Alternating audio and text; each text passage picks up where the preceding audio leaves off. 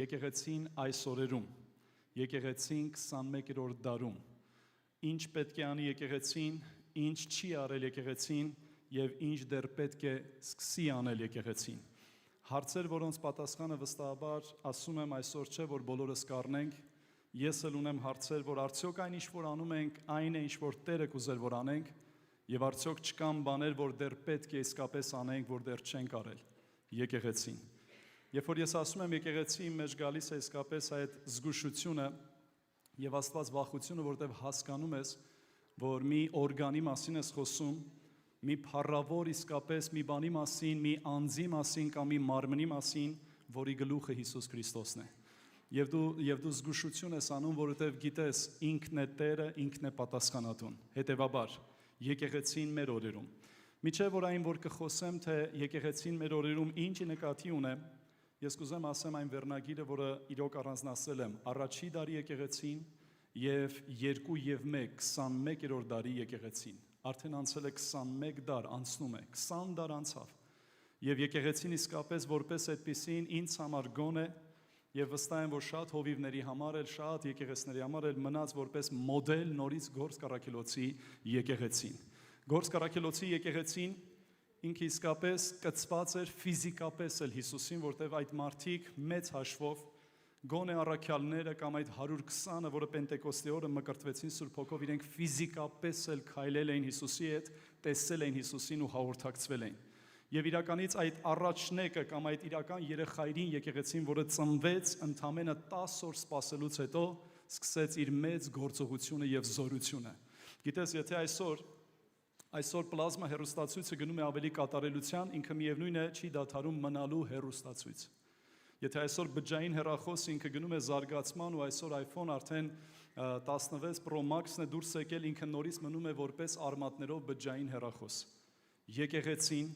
որպես այդպիսին իր առաջին կերպարը ունենալով հիմքը, ինքը որքան է ձգվի, ինքը նորից մնում է Հիսուսի եկեղեցին։ Բայց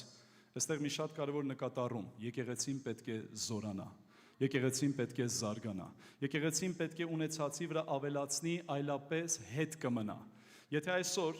տեխնոլոգները եւ տեխնիկան չզարգանա, կլճանա ու իրենց բիզնեսը ամեն բան կկորցնեն։ Եվ այսօր եթե աշխարհ, ինչպես Հիսուսն ասում է, իրենց ցեղի մեջ ավելի իմաստուն են, հենց սա է իրենց ցեղը, որ իրենք գիտեն ոնց գրավեն, ոնց հասնեն մարդկանց, իսկ ինչ է անում այսօր եկեղեցին։ Առաջի դարի եկեղեցին եւ 21-րդ դարի եկեղեցին։ Մի քանի խոսքեր, որ ես կուզեմ Մատթեոս 16-րդ գլխից սկսեմ, ու երբ որ նոր կտակարանը նայում ես Հիսուս Քրիստոսի ժամանակներով, Հիսուսն ասեց. աղվեսները որջեր ունեն եւ այդ թրջունները բուն, բայց մարդու որդին գլուխը դնելու տեղ չունի։ Եկեք վստահ ասենք, այսօր մարդու որդին գլուխը դնելու տեղ ունի։ Եվ այդ տեղը եկեղեցին է։ Ինքն է գլուխը, ու մենք իր եկեղեցին ենք, իր մարմինն ենք։ Եվ եթե Քրիստոսին կծված ենք, ուրեմն այն ինչ սիրտ, որ ինքը ունի, մեր մեջ էլ դա իսկապես պետք է վառվի։ Մատթեոս 16-րդ գլխից պիտի սկսեմ, շատ հեռվից կգամ, եւ Մատթեոս 16-րդ գլխի 18-19 համարը, եթե կարելի է մի փոքր երաժշտությունով ինձ օգնեք, սիրում եմ, երբ որ մի փոքր երաժշտություն է լինում խոսքի ժամանակ,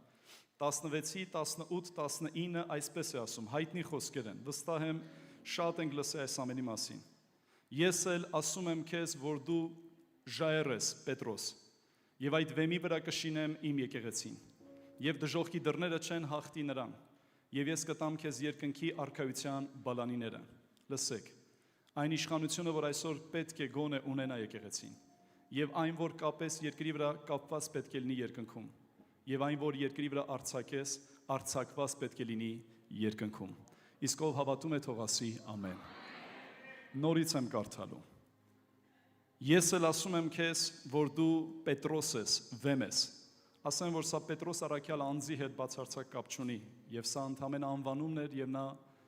ինքը այդ պահին ուղղակի ասեց, որ դու ես Քրիստոսն Աստծո որդին, եւ Տերը ծավալեց։ Եվ այդ վեմի վրա կշինեմ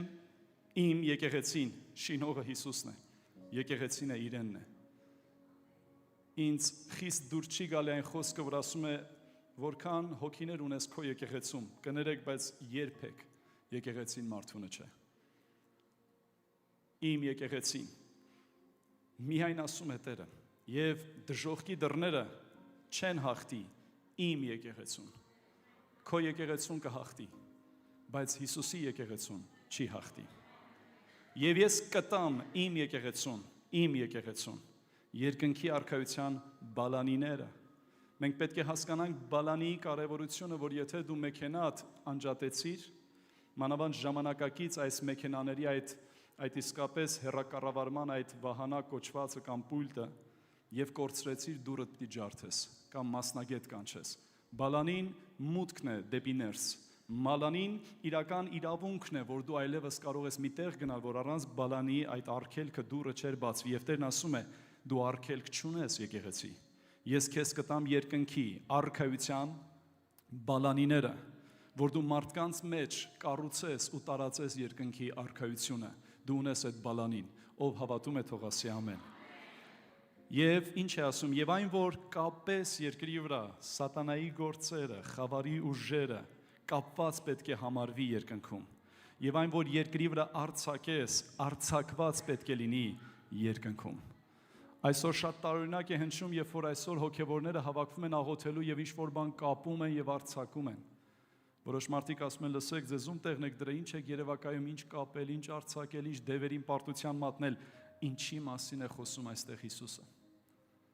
Ինչը կապել եւ ինչ արձակել։ Եկեղեցի։ Առաջի դարի եկեղեցին սա անում էր։ Իրար հետ հավաքվելով, ժողվելով իրենք աղոթք են անում եւ ինչ որ բան էր այնտեղ շարժվում։ Պետրոսի համար տանը գիշերով աղոթում էին, թեկուզ անհոգ էր Պետրոսը, բայց այդ աղոթքի զորությունը այնքան ուժեղ էր, որ հրեշտակ բերեց երկնքից երկիր եւ շղթաները քանդվեցին։ Աղոթքի զորությունը նաեւ հրում է, ազդում է Աստծո թույլտվությամբ հրեշտակների վրա, որտեղ եկեղեցին աղոթքով կարող է եւ կապել եւ արձակել։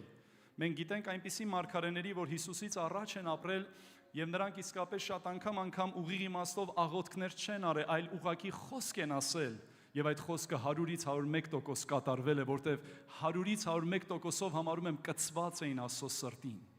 Եվ երբ որ մենք իսկապես ասում ենք դե հələ կաղոթենք, հələ Տիրոջ կամքը կիմանանք եւ այլը, կար պարագաներ եւ կար իսկապես այդ մակարդակը, որ այդ մարգարեները եւ ինչու՞ չէ նաեւ Պողոսը, մյուս եւ այլը հենց հանկարծակի ասում էին կույր կմնաս։ Չես տեսնի մի առժամանակ միջև, կամ վեր կաց ու քայլի, կամ նայեց Պողոսը, տեսավ ու հավատք ունի ու ասեց վեր կաց ու քայլի անդամալույցին, եւ մեռելին հարություն տվեցին, ովքեր էին սրանք։ Սրանք են մարդիկ էին, որ այս խոսքը բարի ուղի իմաստով էին վերցրել, որ կապեն կապված, որ արձակենք արձակված։ Մահը կապես կապված պիտի լինի, եւ մահը հեռացնես ու արձակես կյանքը պիտի մտնի մեռածի մեջ, ով կասի ամեն։ Գիտես, սրանք ոգևորից խոսքեր կարան հնչեն այն մարդու համար, ով տեսիլք չունի, բայց եթե դուք ունեք տեսիլք, ինչպես ես ունեմ տեսիլք, եկեք այս խոսքերը թեկուզ ոգևորի, բայց ոգևորությունից հետո դուրս գանք ու սկսենք գործել Հիսուսի անունով։ Եկեղեցին ինքը անշարժ գեղեցիկ գույք ու կահույք չէ։ Եկեղեցին ինքը Range Rover չէ, որը շատ թանկարժեք է, բայց առանց վառելիքի։ Եկեղեցին ինքը ամենափառավոր կառույցն է, որը երբևէ երկիրը տեսել է, եւ նմանը չունեցող, որի գինը անձամբ խաչի վրա է արդեն Հիսուս Քրիստոսի թափած այրունը, դա է գինը քո եկեղեցի։ Հիսուսը գնահատվեց 30 արծաթով, բայց Հիսուսը քեզ գնահատեց իր այրունով։ Դու անգին ես, դու կարևոր ես, դրա համար փառք տուր Տիրոջը։ Դու իսկապես գնահատված ես խաչի վրա գանված Հիսուսի այրունով։ Երբեք քեզ չեժանացնես, երբեք անզոր քեզ չտեսնես։ Հենց դա է սատանայի սուտը, որ նա գալիս է մեզ արժե զրկելու։ Նա գալիս է մեզ ասելու, որ դու տկար ես, անկարող ես։ Ես էլ ուզում եմ հիշեցնեմ, այո, նա սխալ չէ, բայց ես ուզում եմ հիշեցնեմ Տիրոջ խոսքը, Աստծո տկարը աշխարհի զորավորից ավելի զորավոր է։ Սա խոսում է եկեղեցու մեջ տնկված տկարի մասին եւ ոչ թե անհատ ձեռներեսի մասին։ Սա խոսում է եկեղեցում տնկվածի մասին։ Եվ ոչ թե մարդ, որ ինքնակոչ է ու զատված է Քրիստոսի եկեղեցու խորհրդից։ Հարցը ինձ համար արդեն դադարել է դառնալուց եկեղեցի հասկացողությունը միայն շենքային իմաստը։ Ես հանդիպել եմ այս տարիների մեջ եւ մասնավորապես այս 4 տարվա մեջ մարդկանց, որոնք կներեք 1000 անգամ ներողություն, մեր հասկացողություններին հակառակ չեմ խոսում, բայց նուր բան եմ ասում կզանազանես, երբեք ոչ չեն դրել եկեղեցական շենք, բայց նրանք Քրիստոսի մարմնի անդամ են։ Ինչ պատճառներով, ինչ խնդիրներով, ինչ արգելքներով ոչ չեն դրել, քեզ այդ նույն երգը չեն երգել, բայց նրանք տիեզերական եկեղեցու մի մասնիկ են։ Եվ հավատում եմ, որ այն փափագն ու ձգտումը, որ կա, դա ժամանակավոր է, որ իրենք դեռ այստեղ չեն կամ որտեղ որ հավաքվում է Աստծո հոտը, Աստծո ժողովուրդը, այդ արգելքը կհաղթահարվի։ Խոսքը նրա մասին չէ, որ զատվես ու ասես ես էլ մարմնի անդամ եմ, խոսքը նրա մասին է, որ միգուցե այդպես ստացվեց։ Հանդիպել եմ մարդկանց, որոնք երբեք չէին մասնակցել եկեղեցի եւ նրանք վերստին ծնված են ու ասում են մենք այնքան բաներ ունենք, այնքան վախեր ունենք, որտեղ գնանք, որտեղ մասնակցենք։ Եվ հասկանում ես, որ ինչ որ իմաստով ես էլ եմ մեղավոր, որտեղ այնքան բազմազան ենք արդեն, այնքան բազմակարծիք, այնքան բազմախորուրդ, այնքան բազմագույն, ու երբեմն մեր այդ բազմակարծությունն ու այդ բազում գույները մարդկանց շփոթեցնում է։ Ու ես ուզում եմ ասել, որ Տիրոջ եկեղեցուն Տերն է ճանաչում։ Նա գիտի ամեն մեկին, թե ով է իր մարմնի իրական անդամը։ Եվ նա երբ որ վերադառնա, նա չի վերադառնալու համայնքի հետևից։ Նա չի վերադառնալու աղոթքի տնի, վերնատնի կամ որևէ մեկ եկեղեցու, նա վերադառնալու է իր մարմնի ետևից։ Եվ չէ ուզի փոքրացնես Տիրոջ եկեղեցին։ Չէ ուզի միայն պատերի իսկապես ներսում տեսներ ու ասեր վերջ, սա է ու վերջ, լսի, Աստված Եղիային ամաչեցրեց, պարզ բան ասելով, դու քեզ տեսար, քթիցդ այն կողմ ոչինչ չտեսար, բայց ես 7000 հոգի ունեմ։ 7 հոգի չէին, 17 չէին, 107 չէին, այդ ովքեր են այդ 7000-ը։ Հիսուսը ավելի լավ բան ասեց ես դեռ ունեմ հոգիներ, որ դեռ այստեղ չեն, բայց կբերեմ ժամանակին ու կմիաբանեցնեմ։ Սա միշտ միտք է տալի հասկանալու, որ կան ինչ-որ տեղեր ու կա ինչ-որ պարագաներ, որ Տերը իսկապես կանչում է, որոնց մասին մենք չգիտենք։ Ինչ է սա, չգիտեմ, բայց ինքն է գլուխը։ Ինքը գիտի ինչ է անում։ Եկեք գնանք առաջ։ Եկեղեցին ունի այն իշխանությունը, այն զորությունը, որը ունի ՆԱՏՕ-ն, որը ունի Եվրամիություն իր բոլոր ռեսուրսներով ու բոլոր իսկապես զենքերով։ Չկա երկրի վրա չի եղել ու չի լինի վաղը մի կառույց, մի զորություն ատոմային ռումբ անգամ ունեցող երկիրը, Միացյալ Նահանգները, վերջապես չգիտեմ այնտեղ ով ունի, Ռուսաստանը կամ որևէ մի երկիր, եկեղեցին ավելի մեծ զորություն ունի, որովհետև այդ բոլոր ատոմային ռումբները, այդ բոլոր տանկերն ու արկերը ինչ որ մեկ փոքրիկ, պստլիկ, ճստլիկ դևի վրա ազդեցություն չունեն, բայց մեկ քրիստոնյայի աղոթքը կարող է այդ տնից դևերին հեռացնի։ Մեկ քրիստոնյայի ճշմարիտ հավատացյալի աղոթքը կարող է իրական դժոխքը խառնել։ Ինչ զորություն է սա Աստծո զորությունն է։ Սա անտեսանելի զորություն է, որ իսկապես քեզ բերում է այդ ճշմարտության ու ասում է՝ կապիր ու արձակիր։ Եկեղեցի, ես այսօր խոսելու եմ զորության մասին։ Ես այսօր խոսելու եմ զորության մկրտության մասին, որտեղ Տեր Հիսուս Քրիստոսը մեզ խոսում է Գործք առաքելոց առաջի գլխի մեջ ու ասում է, բայց դուք վերից ոչ ավել, ոչ պակաս զորություն կառնեք։ Եվ միայն զորություն առնելու դեպքում է, որ դուք իմ վկաները պետք է լինեք։ Լսեք, քույրեր, եղբայրներ, երկու ուղղություն կա Աստծո գործը գործելու, դա զորությունն է եւ բարձրալից իշխանություն ունենալն է, այդ զորությունը գործի մեջ դնելու։ Պարզ եմ ասում։ Դա զորությունն է, եւ զորությունը դու կգործածես այն ժամանակ, մայրամքուր, եթե իշխանություն ստանաս երկնքից։ Եվ Տիրոջը խոսքն ասում է, ես ձեզ տալիս եմ զորություն եւ ձեզ տալիս եմ իշխանություն դևերի վրա եւ հիվանդությունների վրա։ Իշխանություն ու զորություն ունեցող եկեղեցի, ես շնորհավորում եմ քեզ։ Դու ունես իշխանություն ու զորություն, փառք Տիրոջը։ Փառք Տիրոջը, այո, մենք ուրախ ժողովուրդ ենք, հալելույա, որտեվ արդեն հաց ենք կերել, փառք Աստծո։ Մի խոսքով, գնանք առաջ։ Զորություն եւ իշխանություն։ Հայրս, երբ որ արդ երկիր էր գնում, ինձ գումար էր տալիս, շատ կոնկրետ մարդ էր Նոդար Թադևոսյանը, շատ կարոտում եմ իրեն, բայց վերջերս Հիսուսից հայտնություն ստացա, այնքան ասի կարոտում եմ, մի օր Հիսուսին փառվեցի ամուր, հաճախ է այդպես լինում, հիմնական երբ որ շատ է ցավում, սիրտս, միտքս եւ այլն։ Շատ խորը փառվեցի Եվ Հիսուսն ասեց, գիտես, որ բոլոր երկինքը ես եմ, գիտես, որ բոլոր երկինքը իմ մեջ է, ինչ որ իմաստով դու նաև քո հորն ես հիմա փառվե, ու բոլոր սուրբերին, նրանք ինձանից երբեք դուրս չեն, ամեն բան իմ մեջ է, ու ես այնպես էի կարոտս առնում, ես չեմ ասի, որ հորս տեսա կամ հորս հետ հանդիպեցի, ընդունեք դա մոլորություն, եթե ասեմ, բայց ես իր մեջ առա այդ կարոտը, եւ դա այնքան խորություն էր, անձնական էր, եւ հայրս ինձ տալիս էր գումար եւ ասում էր չգործածես արդ երկրից կզանգարեմ օրը կասեմ կարող էր ասել գնա այսօր եւ այլ բայց ինքը սիրում էր վերահսկեր ովքեր papayin ճանաչել են գիտեն նա երբևէ այդ վստահելու խնդիր ասեմ կամ առավելություն ասեմ ուներ նա սիրում էր անձամբ ոչ թե որ չէր հավատում սիրում էր անձամբ համոզվեր վերջապես Եվ ասում էր, ես սա քեզ տալիս եմ, կզանգարեմ, կասեմ այսօրը գնա կոմունալները վճարի։ Ես էլ ասում եմ, եղավ, բարի, ու ես աղոթում եմ, որ կոմունալները քիչ կա, որ ես մի քիչ գոնես դաչի ունենամ, վերջապես, գոնե ճամփի փող ունենամ։ Հոր եւ որդու այդպես, ծածուկ, այսինքն իմ։ Զանգարում էր, ասում էր, օրը հասավ, գնա վճարի։ Ու ես հիմա մտածում եմ, դա զորություն էր իմ գրպանում։ Գումարը զորություն է խանութում գնումներ անելու, մեքենա գնելու, այս ամեն ինչ որ տեսնում եք դրամ է ծախսվել։ Էական չէ ոնց եւ այլ, դրամ է ծախսվել։ Այս գույքը, կաղույքը նյութ ունենալու համար զորությունը այդ դրամն է։ Այդպես է աշխարհի կանոնը, բայց իշխանությունը տալիս էր իմ հայրը արդ երկրից։ Այդ զորությունը իմ մոտ էր, բայց իմը չէր ու իմ մասին չէր ու իմ նպատակների համար չէր, բայց իմ մոտ էր։ Ես կարայի դա անմտորեն գործածել ու հայրը զանգարել ու ես չունեի այլևս այդ զորությունը, եկեղեցի մի վատնի զորությունը,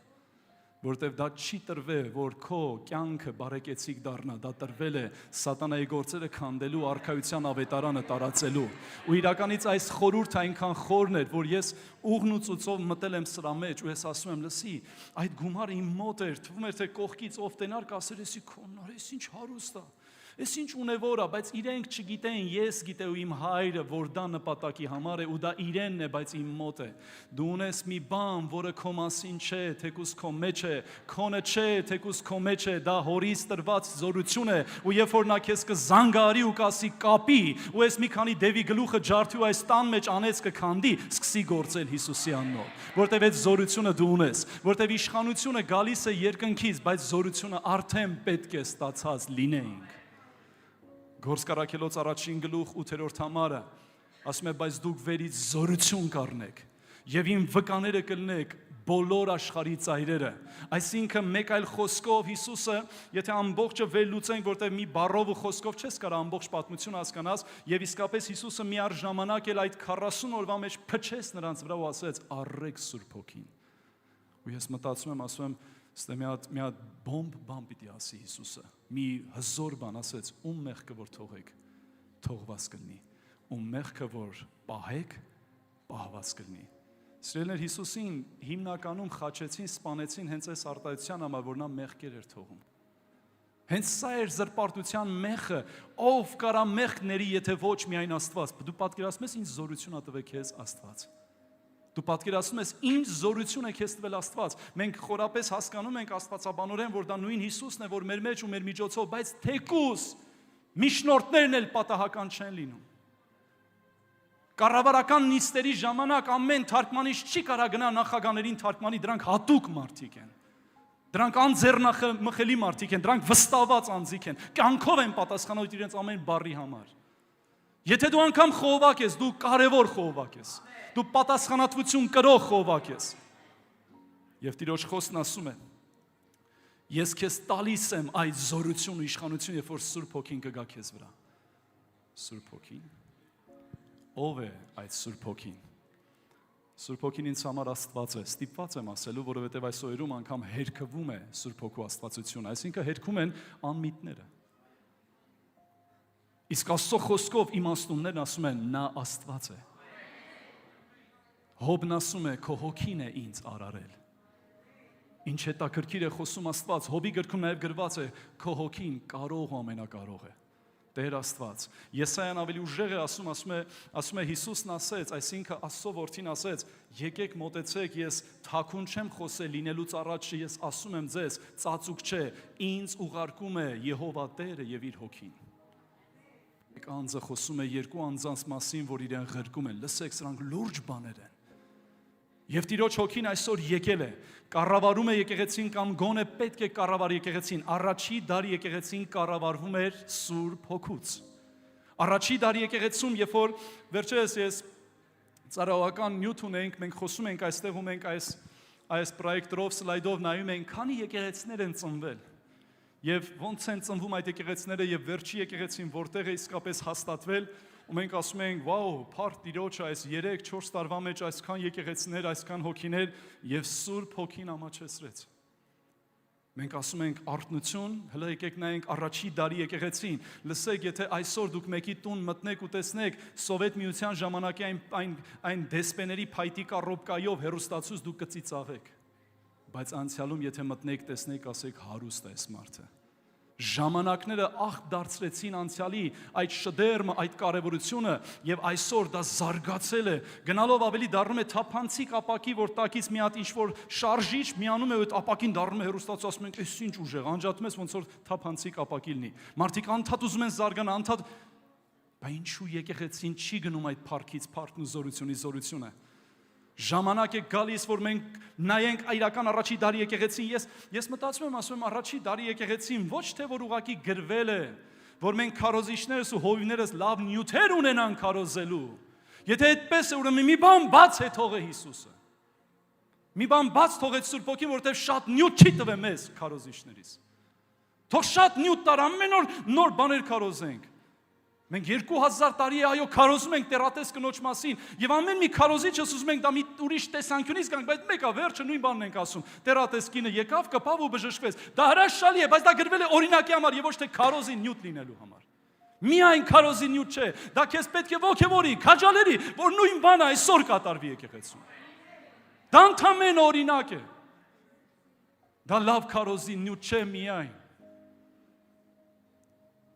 Ու երբ որ Տերը այս ամենը սկսում էր ինձ սովորեցնել երեխայի պես, ես գիտեք կրթություն չունեմ, եւ սովորել իմ համար եղել է թշնամին համար առաջին։ Ես երբեք չեմ սիրել սովորել, բայց Տիրոջ է ուզեմ չուզեմ։ Պիտի սովորեմ։ Ու եղած անընդհատ նույն օղակի մեջ պտցնելը անիմաստ է։ Ոնց որ մի թիակով այդպես ուղակի թիավարել, դու նույն տեղն ես պտտվում, դու պտտվում ես, բայց ոչ մի տեղ չես գնում։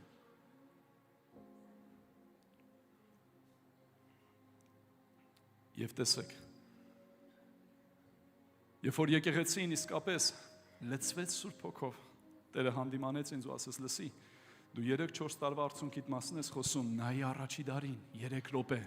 3000 փրկվածներ։ Տեր, ես ինչ ես անում դու մեր գլուխը, ես ինչ լավ բաներ ես դու անում։ Դու մի սանդղակ ես դրե, որ եթե այսօր մեկը գլուխ գովի, թող ես օրինակը վերցնի։ Ու ասեմ ռեկորդը այստեղի արթնության առաջի դարի եկեղեցու գիտեք որն էր, ոչ մի հրաշք չեղավ։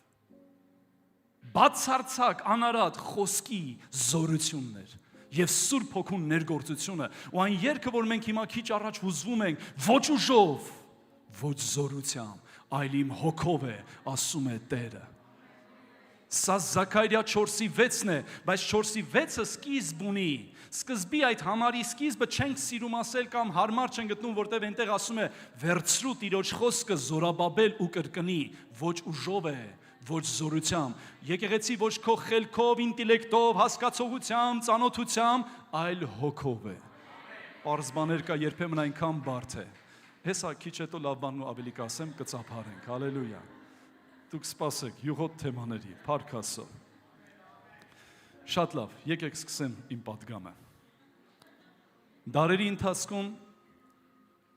ոչ թե պետք է եկեղեցին համակերպվեր այս խոսույթի հետ, եւ ժամանակների մեջ ծնվեց բազմատեսակ ուղղություններ։ Ուղղություններ եղավ, որ ասեցին, էլ պետք չի Սուրբ Հոգով մկրտվել։ Ուղղություններ կան, որ ասում են, էլ պետք չի Սուրբ Հոգով մկրտվել, առանց քննադատության։ Ուղղություններ կան, որ ասում են պետք է մկրտվել, բայց պետք չի բարձրահոթել։ Ուղղություններ կան, որ ասում են քանի մկրտված ես բարձր աղոթի։ Ուղղությունները բազմազան են, բազմագույն են, բայց ես ուզում եմ ասել այդ բոլոր ուղղությունների հանդեպ որոշակի հարկանք ածելով ես նորից վերադառնում եմ ճիշտ մոդելին, գործ կառաքելոց։ Ինձ կարևոր չի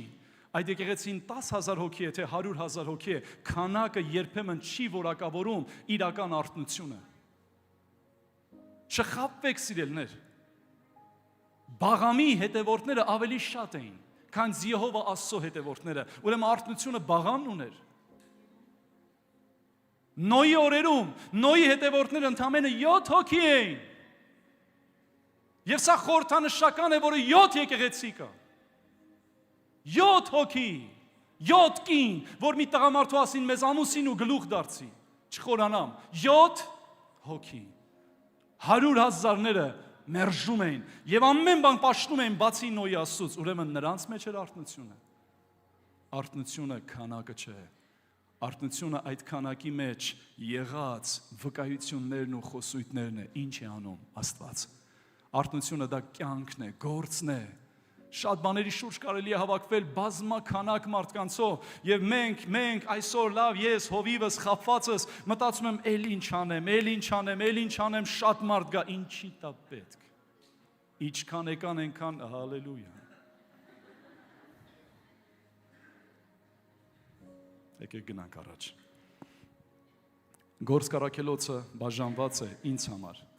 ես իմ պատգամները Սիրում եմ ինքս վերցնեմ Աստծուց եւ վստահաբար եմ ասում, չեմ վերցրել որից եմ իտեղից։ Գործ Կարաքելոցը ինձ համար կիսված է երկու մասի։ Ես կարող եմ ասել դա Պետրոսի ու Պողոսի մասին է, Ղուկասը առանձնացրել, բայց ինձ համար կիսված է եւս երկու մասի։ Դա անհավասար մասեր է, առաջի գլուխ եւ մնացած բոլոր գլուխները, որը 27 գլուխ է մնում տակը։ Եվ ընդհանրապես Գործ Կարաքելոցը ինձ համար միակ գիրքն է, որը ավարտված չէ, վերջակետ չի կարելի դնել, 29-րդ գլուխ էլ գոյություն ունի, որը մենք ենք այսօր։ Եվ Հիսուսը վերադառնալու է հենց այդ 29-րդ գլխում։ Առաջին գլխի մեջ ես տեսնում եմ մարդու գործը եւ Աստծո Քրիստոսի խոստմունքները, 27 գլխի մեջ տեսնում եմ Սուրբ Հոգու գործը։ Առաջի գլխի մեջ ես ինչ եմ տեսնում, եկեք ինչ որ տեսել եմ փոխանցեմ ձեզ, խոստմունքներ։ Դուք վերից զորություն կառնեք, ոչինչ չանեք, ոչ մեկին չվկայեք, անգործություն է քարոզում Հիսուսը, բացարձակ բառի ամբողջ ուղի իմաստով, անգործություն։ Ոչ մի բան չանեք, Երուսաղեմում մնացեք ու միայն սպասեք։ Սպասելը գիտեք ինչու է ձանձրալի, որտեղ սպասել նշանակում է անգործություն։ Ոչ մի բան մի արա, սպասի։ Երբ որ երեխատ մի բան ասում, դու ինչ ես ասում ես սպասի։ Ու երբ որ գալի տերնում ես արդեն երեխան արի ու փչացրելա, մի հատ ճտ քեզ չասի, սպասի։ Այսինքն մի արա ոչինչ։ Այդ ճտը որոշների մոտ ավելի ուժեղ է լսվում, որոշների մոտ մի խոսքով։ Տեր Հիսուսն ասեց, սպասեք։ Ինչ է նշանակում։ Ոչինչ մի արեք։ Խնդրում եմ լսեք սիրելիներ։ Ձեր տանը կքնեք ամենայն հարգանքով, հիմա եկեք լսենք Տիրոջ խոսքը։ Սպասել, խոստմունքներ, երկրորդը, թաքնվել, չերևնալ, չհայտնվել, չերևցնել, երրորդը, վիճակ գցել, մարդկային ստրուկտուրան, ձևը, Սուրբ Հոգու բացարձակ բացակայությունը։ Այս երեքը, եւ եթե մի քիչ գնամ, օրենքն էլ կա այնտեղ նշված, նուր, բայց կա շաբաթ օրվա ճանապարհի չափ էին հեռու, այնտեղից այնտեղ, որ գնային դեպի Վերնատունը, շաբաթ օրվա ճանապարհը, որտեղ շաբաթօրերը մարդիկ մետրաժ ունեն, կիլոմետրաժ, ինչքան պիտի քայլեն, դա էլ էր օրենքը։ Հետաքրքիր է։ Այս ամենը կար առաջի գլխի մեջ։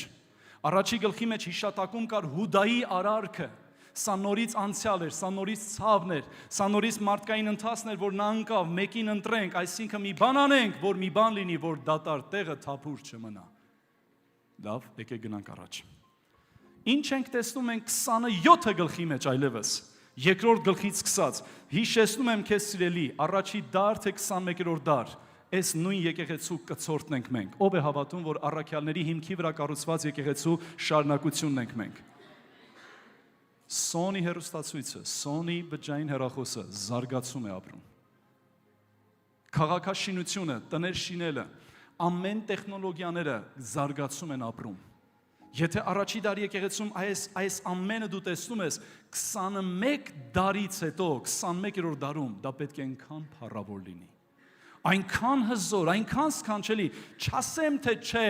բայց ավելին կասեմ, որ ավելին պետք է լինի ու լիներ, հավատում եմ։ Եվ գնանք առաջ, 27 գլխի մեջ ինչ ենք տեսնում, առաջինը, համարձակություն, անմիջապես, երբ որ Սուրբ Հոգին եկավ, տան պատերից եկեղեցին դուրս եկավ, երկրորդը, արթնություն, 3 րոպեում 3000-ը ողբալով ապաշխարեցին եւ այդ 3000-ը չէին եկել ավետարանչական երեկոյի, այլ հալածում էին գիժ եւ իսկապես հարբած էին ասում։ Երրորդը, հրաշքներ, ազատագրումներ, չորրորդը, հրեշտակներ եւ իրական հրեշտակների ծառայություն եւ ամբողջ աշխարհը տարածվել։ 27 գլխի մեջ տեսնում ենք թագավորներ, կուսակալներ հանդիմանված Աստծո ծառաներից, 27 գլխի մեջ տեսնում ենք մեռելների հարություն, նոր արթնություն, սամարացիների փրկություն, այնպիսի բաներ, որ իրականից մարդու երևակայությունը գերազանցում է։ Հիմա եկեք նայենք։ Առաջի գլխի մեջ առանց Սուրբ Հոգու եկեղեցին վախով թաքնված էր ու սպասում էր։ 27 գլխի մեջ էլ սпасել չկա։ Հիմա այս խոսույթը ասեմ, որը հետարքիր խոսույթ է։ Ես սпасում եմ Սուրբ Հոգուն։ Սմիթ Վիլքեսվորդը ասում է. հարցը հակառակողմից նայեք, նա է քեզ սпасում։ Դու սпасում ես Սուրբ Հոգուն։ Այո, ես այս խոսքը շատ եմ ասում, ու մենք երգեր ունենք, բարի գալուս Սուրբ Հոգի, իբր նոր եկավ Սուրբ Հոգին։ Մենք սпасում ենք քեզ։ Դրանք ուղղակի խոսույթներ են, աստվածաբանական ծուռ ու սխալ բառեր չեն, բայց հələ հարցի մյուս կողմն է, չի եկել Սուրբ Հոգին։ Գիտես, Աստվածաշնչում միայն մեկ գլուխ կա, որը իրական արդի է այդ խոսքը, սпасում էին Սուրբ Հոգուն, դա առաջի գլուխն է։ Առաջի գլխի ու երկրորդ գլխի մեջ բաժանարար օրերը 10 օր են։ Եվ հայտնության գիրքն ասում է, սատանայի ժողովքին իրավունք եմ քեզ արել, սա ուղղակի զուգատիպություն չէ, այլ ուղղակի զուգահեռ եմ հասկացնում։ Սատանայի ժողովքին իրավունք եմ տվել, որ ձեզ 10 օր պահի բանտի մեջ։ 10 օր։ Դրանից հետո դուրս եք գալու։ Եվ ես ցույց եմ տալու, որ ես եմ ձեր Տերը, չվախենաք։ 10 օր։ Ընդամենը սպասում եք 10 օր։ Առաջի գլխի Գործկառաքելոցի եկեղեցին 10 օրվա այդ առաջին գլուխը իրենք ունեն այս խոսքի ասելու բացարձակ իրավունքը, սպասում են, որտեղ նա ասել է սպասեք, միջև որ վերից զորություն կառնեք, այսինքն խոսքը ինչ է նշանակում, այդ զորությունը որ գա, էլ մի սպասեք։ Ինչին եք դուք այսօր սպասում։ Եկեղեցի, ում ենք մենք այսօր սպասում։ Եկեղեցի, ինչու ես դու սպասում։ Եվ ում ես դու սպասում։ Աստվածաշունչը եղբայրները ասեցին, Հայկ եղբայրը ասեց, որ Տիրոջ խոսքը Հակոբոս 4-րդ գլխի մեջ ասում է մոտեցեք Աստծուն այլևս, որտեղ Աստված այս վերջին օրերում մոտ է մեզ ու խոսում է աշխարհի հետ իր որդով, Հիսուս Քրիստոսով, խաչով։ Նա մոտ է արդեն մարդկությանը։ Նա քեզ մոտեցավ, դու ինչու հեռացար։ Մենք սպասում ենք Սուրբ Հոգուն։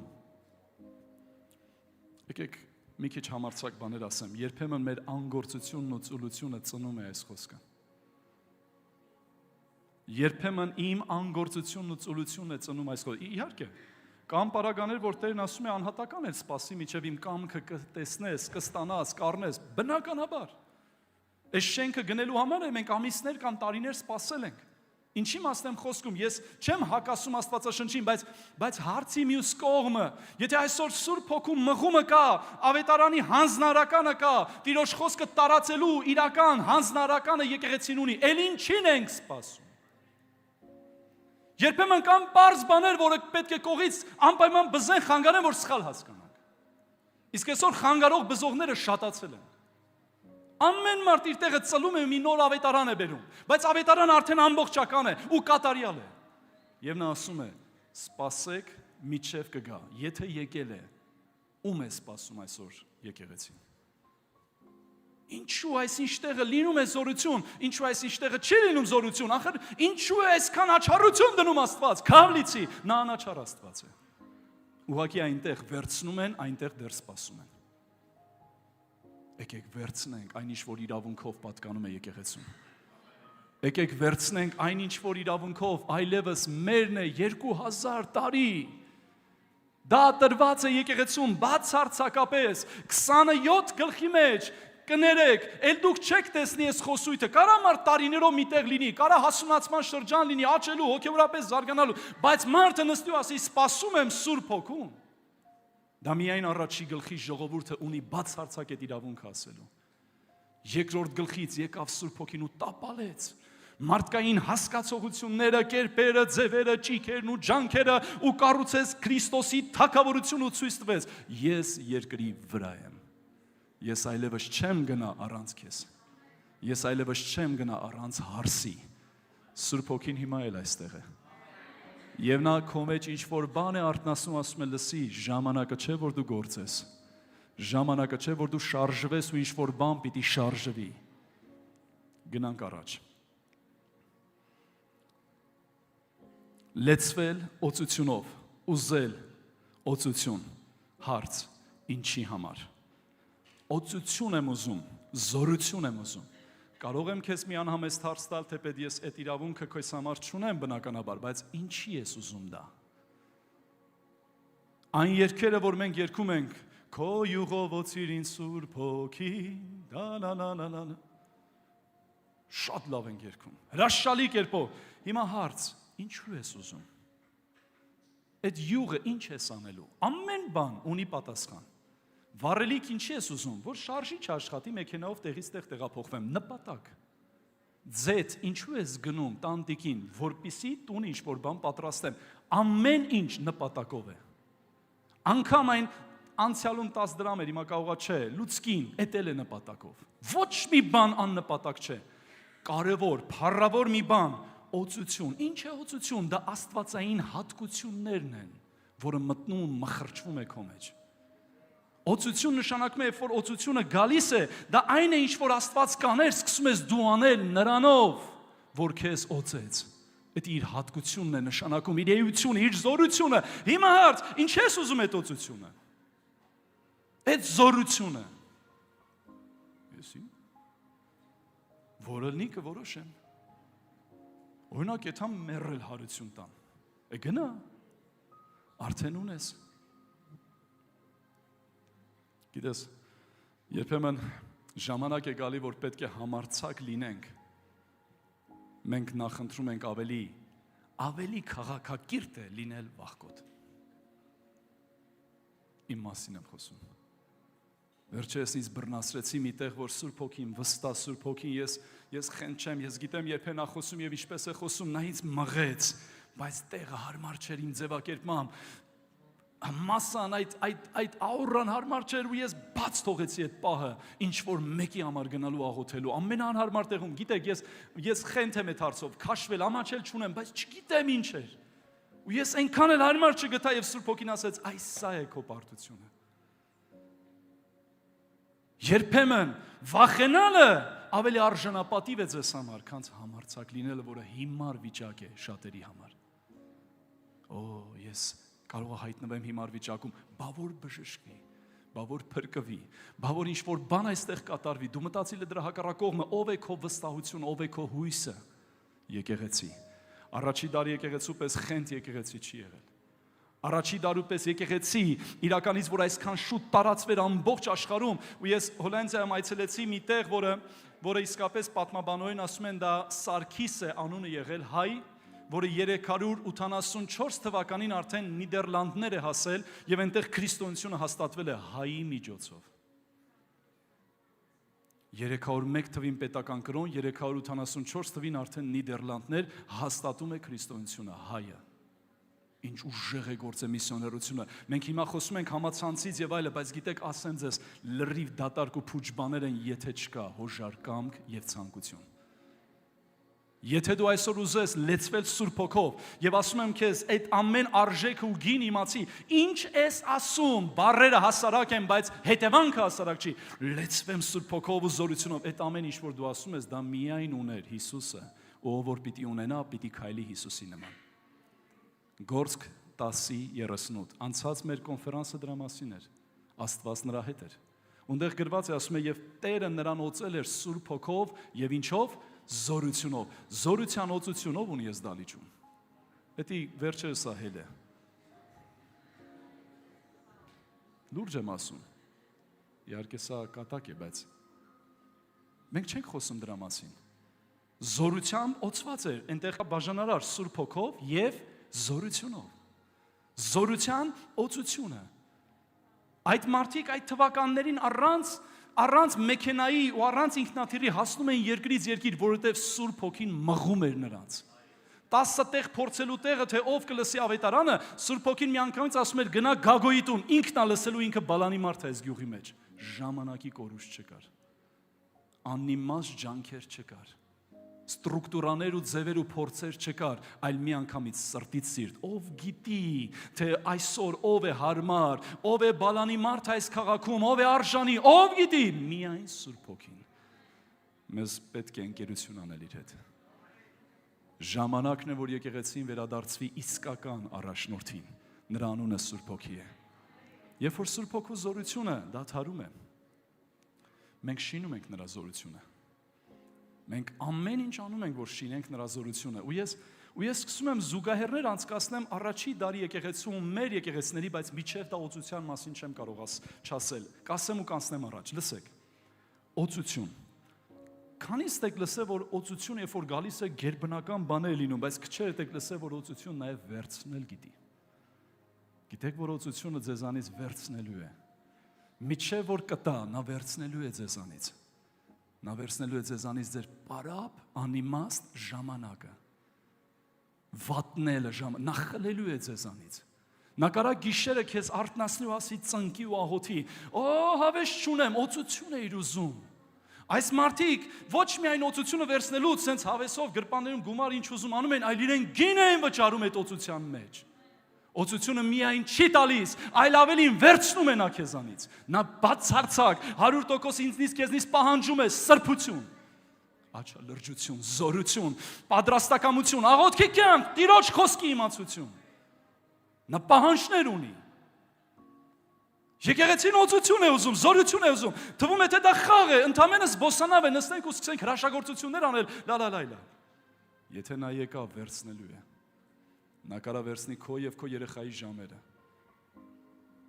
Եզեկիել, այո Տեր, վաղը կինդ պիտի մահանա։ Ինչ? Այո։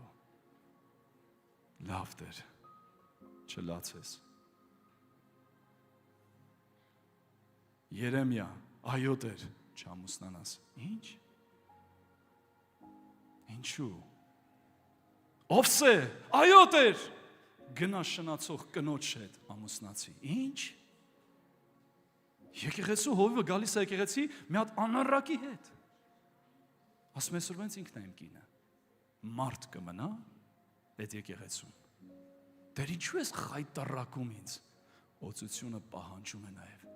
բացարձակ հնազանդություն։ Բացարձակ։ Հեշտ չէ։ Լուրջ եմ ասում, հեշտ չէ։ Ու սա նոր վարդապետություն չէ։ Ուղղակի մի այլ հայացքից սկսեցի ես նայել։ Ու ես դա նայեցի այն ժամանակ, երբ որ ավելի էր ճնշումներին վրա մեծանում։ Ու ես հասկացա, ես միշտ մտածել եմ, հոգևորապես առանց բառերի ավելնորդ կրոնական ձևականության, ինչքան հոգևորապես բարձանամ, այնքան հանգիստ ելնելու։ Ով հոգևորապես էլ մտածում է բարձանա, մի քիչ լավ մտածի։ Ինձանից քեզ խորհուրդ։ Այո, այստեղ ավելի շատ բաներ, այս մասշտաբից ավելի շատ բաներ եմ ես կարողանում անեմ, բայց վայ ինձ, եթե մի օր զգոնությունս կորցնեմ։ Եթե այն ժամանակ կարա այս զգոնությունս կորցնել եւ էլի նորմալ է, ծառայում ենք եւ այլ, հիմա դա հնարավոր չէ։ Դա մահ է։ Դա մահվան աստիճան լուրջ է։ Էլի եք ուզում օծություն։ Ես ինչ եղավ։ Մի վախեցեք, զորություն տվողն ու պահողը Տերն է։ Հալելույա, շատ լավ։ Տարբերություններ առաջի դարի և 21-րդ դարի։ Առաջինը, գնանք առաջ։ Առաջի դարի եկեղեցու մասին միշտ վկայել է ու վկայում էր ու վկայում է Հիսուսը և հրեշտակները։ 21-րդ դարի եկեղեցու մասին ով է վկայում։ Առաջի դարի եկեղեցու պաշտպանը բառի ուղի իմաստով Հիսուս Քրիստոսն էր։ Երբ որ Գործք 9-րդ գլուխն ես կարդում, նա Սողոսին հանդիպեց ու հանդիմանեց եւ ասեց. «Ինչու ես ինձ»։ Չէ, մի րոպե, սխալ ասի, իմ եկեղեցին, չէ, մի րոպե, քրիստոնյաներին, ոչ, ինձ։ Դու ինձ ես հալածում։ Ոչ թե իմիններին, ոչ թե քրիստոնյաներին, ոչ թե իմ եկեղեցին, ինձ։ Ինչ ուղիղ է։ Ով ես դու։ Օտեր, ես քո նմանին առաջի անգամ տեսնում։ Ես Հիսուսն եմ, նորից եմ ասում, դու ինձ ես հալածում։ Երկու անգամ հաստատում է եկեղեցին ես եմ։ Այդ եկեղեցին, էդի ես եմ։ Որտեվ գլուխ մարմին իրարից անջատ չէ։ Երբ որ վազորդների ես տեսել եք, վազում են, կամ ծանրամարտի չեմպիոններին տեսել եք, բարձրացնում են, ոչ թևին են գցում մեդալը, ոչ ոտին են կապում, պարանոցին, պատիվը գլխին, ճիշտ է թե չէ, որքան հաղթանակ, պատիվը գլխին, և դրա համար Հիսուսն ասում է ինձ, դու ինձ ես հալածում, ցավնել է ինձ, փառքնել է ինձ, և հետարքիր է, ով էր վկայում եկեղեցու մասին, ով էր պաշտպան կանգնում եկեղեցու համար, անձամբ Հիսուս Քրիստոսը 21-րդ դարում դրա կարիքը կա։ Ու եկեղեցին չպետք է վախենա։ Երբ որ ինչ-որ բան ընդդեմ մեզ է որոշվում, եկեղեցին ոչ թե պետք է գնա լավ ադվոկատներ վարձի, այլ պետք է լավ աղոթողներ վարձի, ճարի, հալելույա։ Եվ իրենց այդ ծնկի ու ասի, «Օ Տեր, նայիր նրանց սպառնալիքին, եւ տուր քո ծառաներին համարձակություն»։ Գործ Կառաքելոս 4-ի 29:31 ինչի եք ուզում զորություններ ու հրաշքներ, ասեմ ձեզ ինչու են ուզում առաջի դարի եկեղեցին, մկրտված եկեղեցին, օծություն ունեցող եկեղեցին, այնքան հրաշքների տարափի մեջ բնակվող եկեղեցին, այն եկեղեցին, որ իսկապես հենց այդ նույն պահին մի իծնե անդամալույցի ուղակի ասել էր վեր կաց ու քայլի, ոչ աղոթել էր, ոչ հարցրել էր իծնե հեսը տենց եղե, ոսկոր ունես, հա արի աղոթենք, չունես Տերը ողորմի։ Պտուղ չեք ունենում, երկու ստեք, այտենց տկար թե մեկը փողերը կապածա թե չէ, հարցեր, այտենց հարցեր եղիս են չեր տալի, ասում էր եկող տարի երեխուն կգրկես, Տերը տալիս էր, ոսկոր չունես Տերը կտա, ժամանակը չէ, որ այն նույն գերբնական բաները կատարվի, ու այդ նույն ժամանակագրության մեջ այդ ոչ թե հրաշքն էին գովազդում, այլ հրաշքի համար ծեծվել էին, անարգվել էին, արդեն զրպարտվել են Հիսուսի անունով չխոսեք, եկան եկեղեցուն հավաքեցին ու ասին, հիմա կա ռեալ սպառնալիքը, եկեք աղոթենք, ու աղոթեցին ասին, Տեր, նայիր նրանց սպառնալիքին, ու մի սպանի իրենց, ու ոչ էլ ապաշխարություն տուր իրենց, սա չէր աղոթքը, տուր մեզ, համարձակություն քո խոսքը քարոզել եւ քո որդու Հիսուսի ձեռքը մեկնիր, հրաշքներ, նշաններ ու հրաշքներ ու զորություններ արա։ Եվ ասում եմ, որտեղ որ հավաքված են այդ վայրը շարժվեց ու այդ առաջի դարի եկեղեցին նորից լեցվեց Սուրբ Հոգով։ Սուրբ Հոգով մկրտվածներ ամեն օր կարիք ունենք լեցվելու Սուրբ Հոգով։ Եվ ասում եմ, դուրս եկան եւ Տիրոջ խոսքը խոսում էին համարձակությամբ։ Առաջի դարի եկեղեցին Առաջի դարի եկեղեցու մասին վկայում էր Հիսուսը։ Երկրորդը, քարոզի նյութերը նոր կտակարանյան միայն հրաշքները չէին։ Սրա մասին շատ նուրբ է, սխալ չհասկացվելու համար 2 րոպե պիտի տրամադրեմ։ Ես վերջերս մտածեցի ու սենց մի տեսակ մի բան իմ դուրը չեկավ։ Ու ես ասում եմ, Տեր, մենք այնքան հետաքրքիր քարոզներ ունենք։ Ու ես սկսեցի մտքով թևափոխվել այն ժամանակները, որ առաջի դարում է, չեմ ասում ինչ-որ բան եմ տեսել լսել, բայց ես ուզում եմ վերլուծեմ Գործ Կառաքելոցը, մարդկանց խոսույթը, քարոզչությունը, ու ես ուզում եմ հասկանամ, բացի Ստեփանոսից, որ հրեաներին բացատրեց օրենքով, Ստեփանո, վերջապես այնտեղ Հովսեփը, այնտեղ Հակոբը եկավ, միջև ասավ, Հիսուսը սպանեցին, քարկոծեցին, վերջ։ Սա քարոզ չէր, սա ապացույցն էր, որ Հիսուսը հենց Դավթի արմատն էր, սա ուրիշ բան էր։ Ու ես մտածում եմ, ասում եմ, առաջի դարի քարոզների նյութը ինչ էր։ 22 տարի ես հավատքի մեջ եմ։ Ու ես իրով ամեն անգամ նույն թարմությունով եւ զորությունով քարոզում եմ տերատես կնոջ բժշկությունը։ Մեկ օր Սուրբ Հոգին ասես լսի, ժամանակն է ձեր միջի հրաշքների մասին խոսելու։ Դա չի գրվել ձեզ լավ քարոզ տալու համար, դա գրվել է ձեզ հավատք ներշնչելու համար։ Ես մտածում եմ, ասում եմ, առաջի դարի եկեղեցին ինչով էր զբաղված, լավ քարոզներ լսելով, թե ամեն օր վկայություններով հարստանալով։ Հələ լսեք։ Եկեղեցին դարել այս օրերում մեծ հաշվով տափակ քառակուսի, մի այնպիսի կառույց, որը սահմանները դրված ու ասում է, «Էս է, սյո, մենք սենց ենք հասկանում ու վերջ»։ Սուրբ Հոգին ասում է, ուզում եմ մի բան շարժեմ, չէ, սենց ենք, մեր համայնքը սենց է ընդունում, լսի, այդ համայնքը պատկանում է նորից Տիրոջը։ Ու հետարքիր է, ես որպես արդեն հովիվ եմ խոսում, սա պատասխանատու բան է։ Ու ես երբեմն մտածում եմ, ասում եմ, Տեր, եթե այսօր մեկը իմ նման չի աղոթում, ինչ անեմ։ Տերը պատասխանում է, դա դեռ չի նշանակ, որ նա սխալ է աղոթում։ Եթե մեկը իմ նման չի փառաբանում, մի քիչ լուրջ, համեստ, այ մարդ քեզ ձիգ պահի։ Դեն մեզ ջրիկացել, ասես բաներ անում, ասես թռչկոտում է։ Դեն ասում է, հավանում եմ իրան։ Ես մեղքողի վրա անեծք բերեցի, որ անարգեց իմ առաջ կակավողին։ Սա լուրջ բան է։ Ստրասբուրգում ես նայում եի եկեղեցուն ու ես իրենց մոտ էլ ասեցի, բամբասանք չի հնչում։ Նայեցի սևամորթ եղբայրը, որ նվագում էր հայերի մեջ, կողքի պատից այն կողմը սևամորթների պաշտամունքներ։ Ես գնում եմ սևամորթների պաշտամունք, ընդ հենց մտնում եմ, նայում են ինձ, ասում եմ, սկսի։ Շարժիր։ Համարտ ասում եմ, ձեր առողջություն չունեմ, մեջքս։ Էդ ինչ էին անում։ Համարտ ունեն ցեմ փառաբան, դու նայում ասում ես, ես ինչա ձեր վիճակ։ Յանք նայում ասում են, սով այս մարմնավոր հովիվը։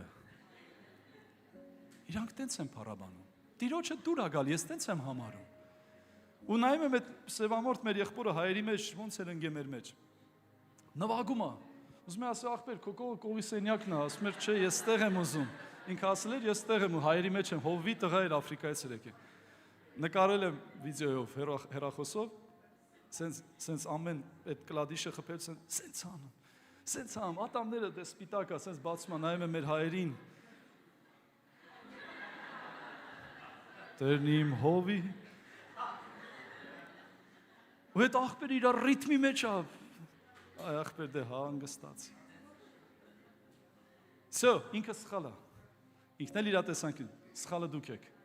Գիտեք ով է սխալ, երկուսն էլ։ Մեղադրողը արդեն սխալ է։ Դատողը արդեն սխալ է։ Ամեն թե չամեն։ Ասում է ուրիշի ծառան է, դու ով ես որ դատում ես։ Իմ համար անգ է, տո քո ինչ գործ։ Մեկը տիրոջ համար ասում է օրին հաշվի չի առնում, մեկն էլ տիրոջ համար է օրին հաշվի առնում։ Արի հասկաց, հիմա ճիշտը թե որն է, ոչ մեկ։ Ատե ճիշտ չկա, Տերը այդ երկուսին էլ տենց էլ ընդունում է։ Ատե ճիշտ ու սխալի անգամ հարցադրման կարիքը չկա։ Ատե ուղղակի տարբերությունը հավատքի, հասակի ու տարբերությունը հասկացողության, Տերը երկուսին էլ ընդունում է։ Մեկը ասում է միշտ չի ուտում, համարում է մեղք, մեկն էլ ազատ ուտում է։ Հալելույա։ Ասում է երկուսն էլ Տերը ընդունում է։ Կարևորը սխալը հենց սա է, դատելը։ 21-րդ դարի եկեղեցին հզոր վարպետ է դարձել դատելու ու մեղադրելու, ճիշտ ու սխալ որոշելու։ Շուտով Հիսուս դատավոր կվերադառնա։ Օրենք տվողն էլ, օրենքի համաձայն դատողն էլ միայն Հիսուսն է։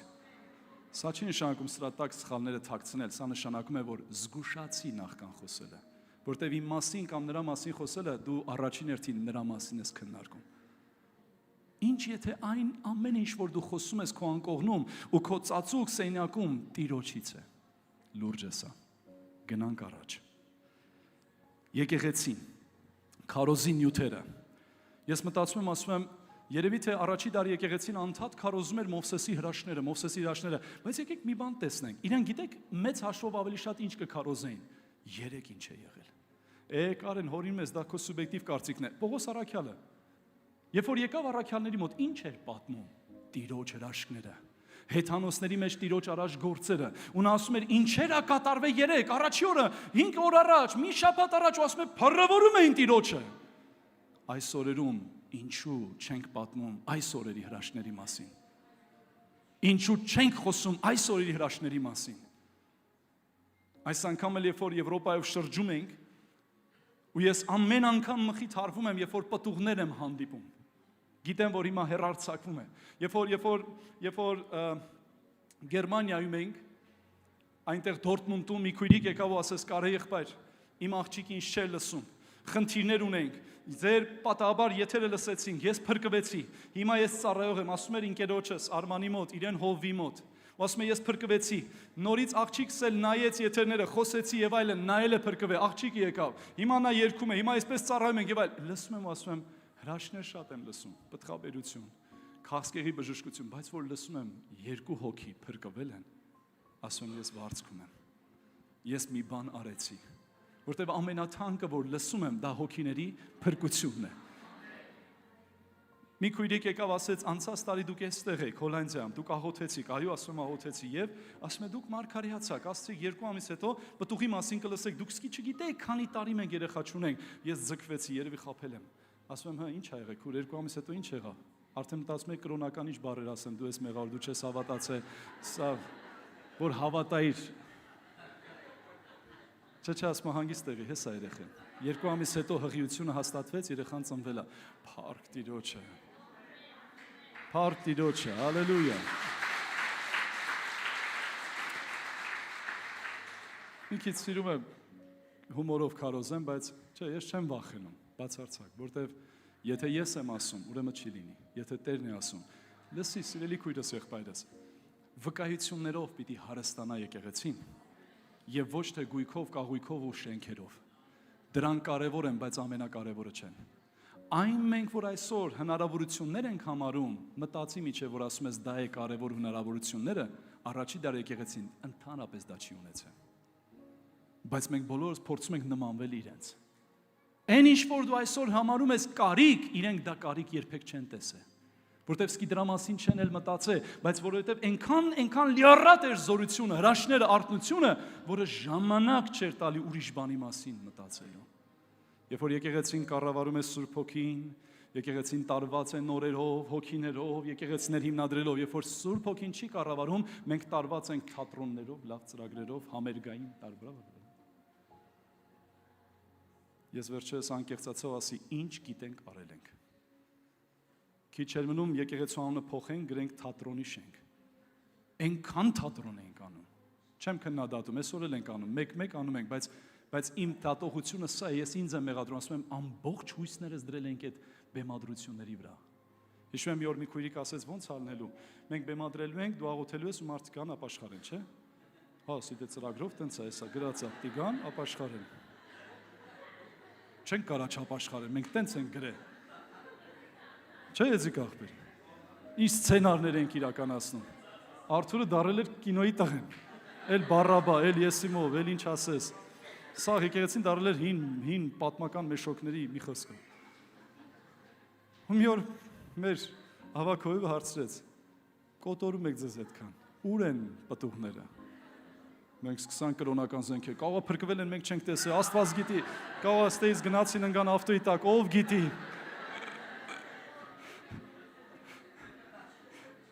Պապան էլ այնց կտրուկ էր ասում այ մարդ, մի քիչ հերվից գար, մի քիչ մեր գործը այդքան, մենք էլ գիտենք, բան ենք անում այ մարդ, լուրջ բաներ ենք անում։ Այնքան խոր, ես շատ բան եմ սովորում։ Երկնքի դռներ, դժոխքի դարպասներ, կրակներ, չեմ հիշում, ուժեղ բեմադրություն է։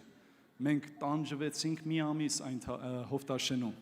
ամբողջ բեմը սարքեցինք, գումար ծախսեցինք, Ռոբերտ եղբայրս նկարեց, այնտեղ Հովո աղբերս կաղույքի գործ արեց վարպետի, շաբաթօրով, եկանք դրոնով նկարեցինք ճանապարհից, գալիս է սենց, հանգարց շփոթվեք, նորերին հարգանք ապետ, մենք ընդից նկարում ենք դրոնով, գալիս է սենց ու մտնում ես եկեղեցի, հանգարց շփոթվեն ուրիշի տուն էթան, ես ու Հովոն էլ, ուրա Հովոն, Հովանես, տեղ ես, վերջապես, ես ու Հովոն էլ խոսում ենք, որ եկեք ստեղ, անպայման, ուժեղ թատրոն է, չեք փոշմանի, շաբաթօրը առողջապահության նախարարը բոլոր ծրագրերը խառնեց իրար, նպատակահարմար չէ եկեղեցում հավաքվել, այդ թատրոնի բաները տենց մնաց։ Մեր բոլոր ծածույկ այդ կիրակի օրով թատրոն խաղալ լայվերը, ոնց որ պապան էր ասում, ոնց որ դերասանություն լինի, մարդիկ չկան, մենք խոսում ենք, բայց ստիպված ենք, նոր ենք այդ ամեն համակարգին տեսնում, ծանոթանում։ Այդ պատը մնաց, այնքան միջև վերջում արթնություն եղավ, քանդինք թափեցինք։ Տերը ոնց որ խորհրդանշական լիներ, դուք կանեք դա, բայց ես թույլ չեմ տա, մնաց։ Սովորեցի, ոչ թե որ անեինք, սխալ էինք անելում, այլ այնքան նուրբ էր այդ պահը, բայց Տերն ասում էր, սա չաշխատեց։ Մի բան աշխատեց, որ ամենաշատն է քննադատվել շատ կրոնավորների ու շատ կրոնական առաջնորդների կողմից։ Համացանցը։ Չսպասված բանի միջոցով բերեց Աստված շատ տեղերում արթնություն։ Եվ ես որ այսօր պտուղներն եմ տեսնում եւ փրկվածներին եմ տեսնում ու բժշկվածներին ասում եմ Տեր, դու զարմացրեցիր մեզի։ Այսօր եկեղեցի քո գործերի վկայությունը բեր Աստծո տաճար։ Եվ սիրելի հովիվներ ու առաջնորդներ, նախքան այն գեղեցիկ քարոզներն ու պատգամները ինձանից սկսած ես միջև կյանքիս վերջ էլ քարոզելու եմ ավետարանը։ Ես հավատում եմ ու դավանում եմ, չեմ վախենում հռչակելուց։ Բայց ես կուզեմ այդ բոլոր քարոզի այդ կենթանի վկայություն այս օրերի մասին, որ Հիսուսը, տերատես կնոջը, բժշկող Հիսուսը այսօր էլ բժշկում է։ Այս կիրակի օրը մի քույր եկավ այստեղ Անիկուրիկենց աղոթքի խմբից, անունը Նելի է, եթե չեմ սխալվում։ Ասեց հովիվ, անցած տարի ես եկա, դուք աղոթեցիք, երկու վկայություն եմ հիշում կպատմեմ։ Այո, ասեցի, աղոթեցի, ասեց մենք 16 տարի զավակ չունենք։ Եվ բժիշկները ինձ արդեն էստեղ ասել են, խնդրում ենք ել ոնց որ մի արի, հույս չկա, դադարի։ Ասում եմ դուք առանց հասկանալու, միգուցե այսպես աղոթեցիք ու ասիք, տարվա վերջ պտուղի մասին կլսեք։ Երեխային գրկած էր եկել։ Ես այդ երեխային վերև բարձրացրու ասի, երեխա, ուր էիր 16 տարի։ Ես լուրջ տենց արեցի ու կողից նայում են ասում են ես մի բան եղավ։ Ասում եմ, Անուշ ջան, համով ջան։ Ու հարկ տիրոջը։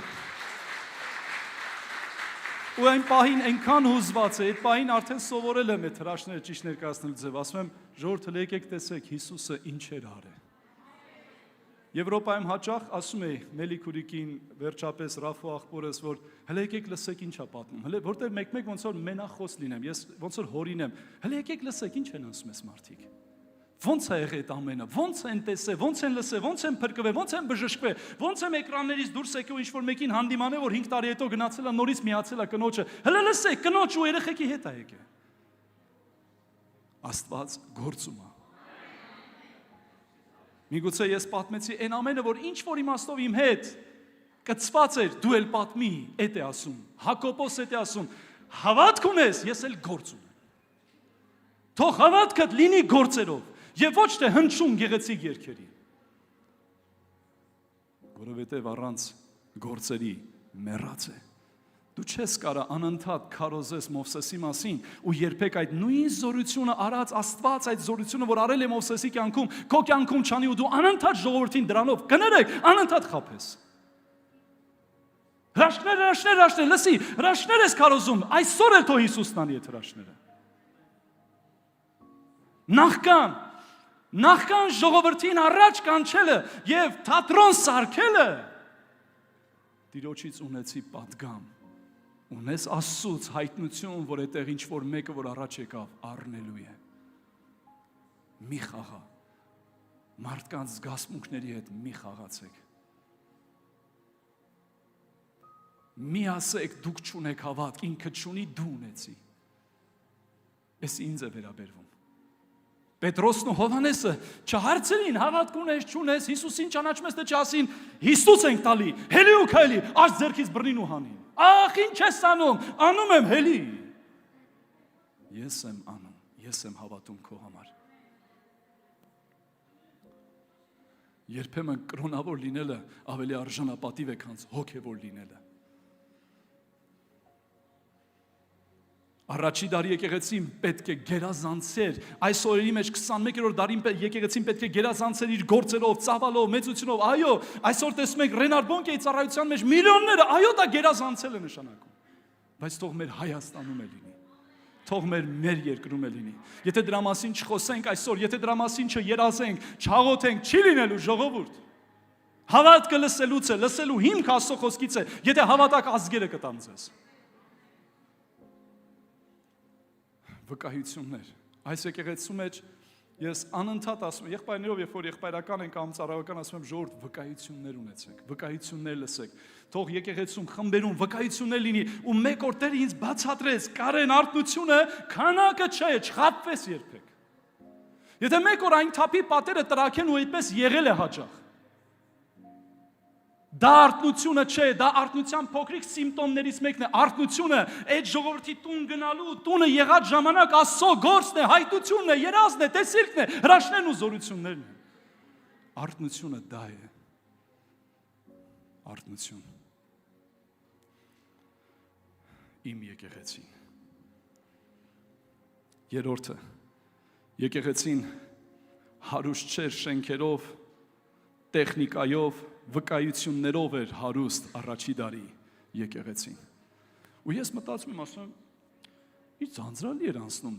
Պողոս առաքյալի անցկացրած պաշտամունքները, երևի։ Դուք պատկերացնում եք, ոչ երաշտություն կա։ Ոչ այդ երգերը կա, ոչ ուժով, ոչ զորությամբ, այլ իմ հոգով ասում է Տերը, ինչ ուժեղ էր, չէ երգը։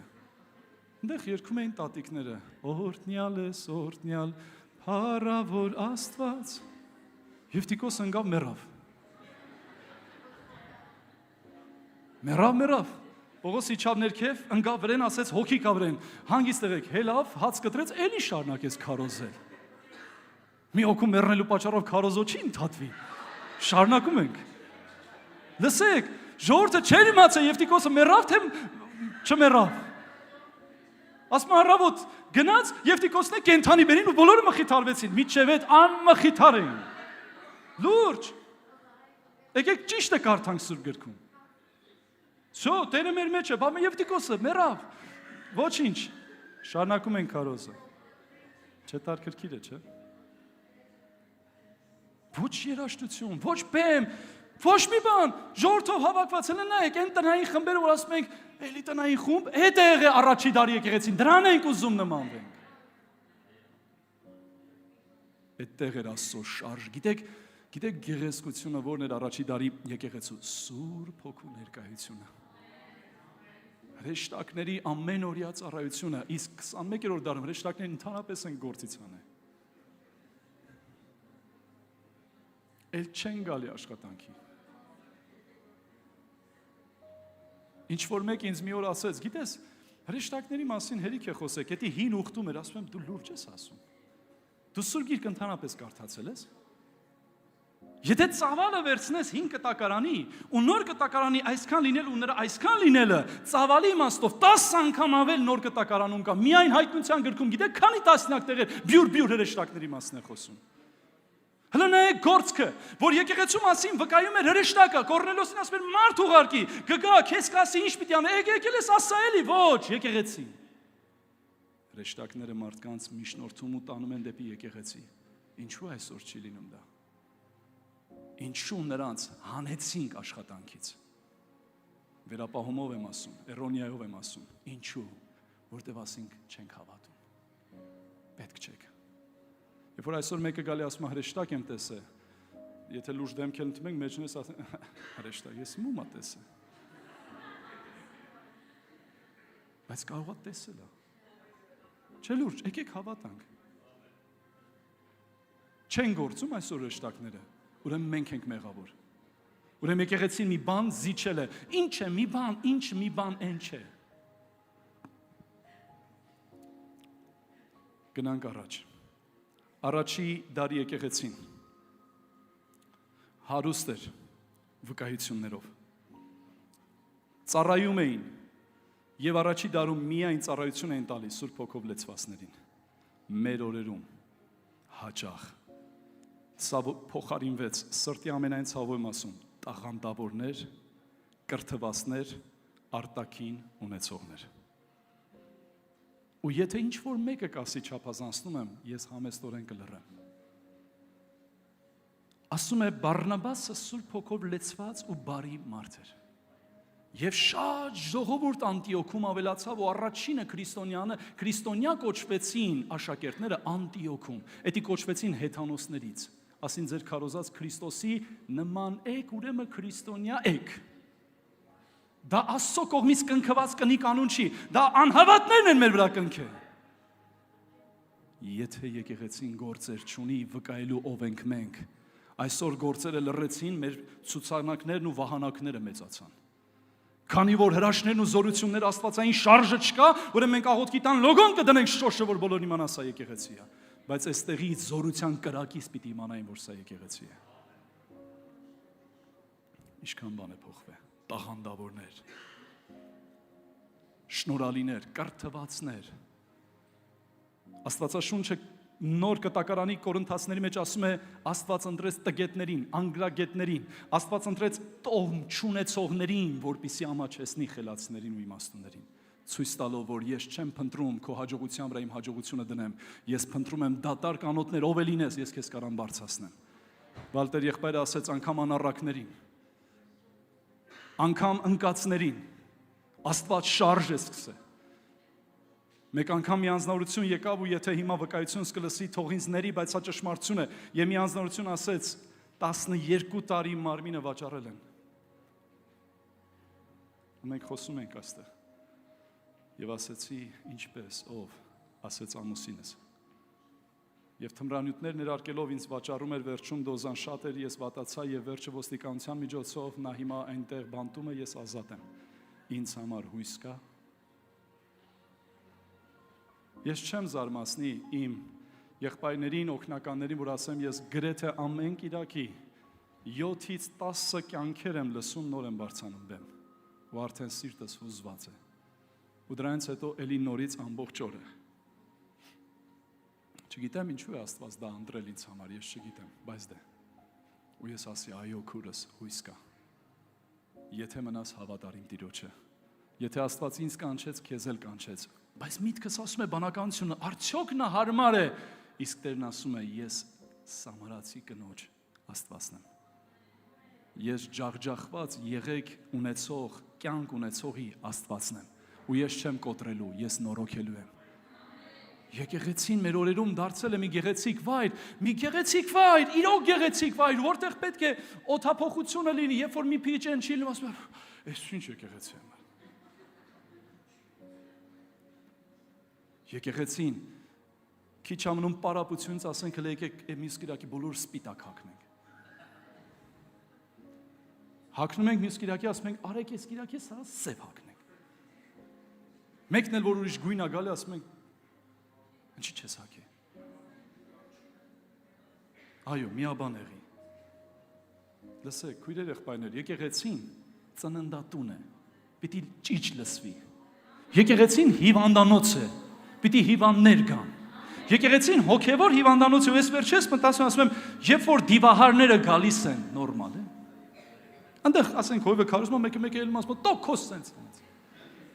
Պողոսին ասում են։ Ասում ենք, այս կարկան ծառայողն չի լավ չի աշխատում։ Մի տարբերություն եւս։ Առաջի դարի եկեղեցին դիվահարներից դևերն էր հանում։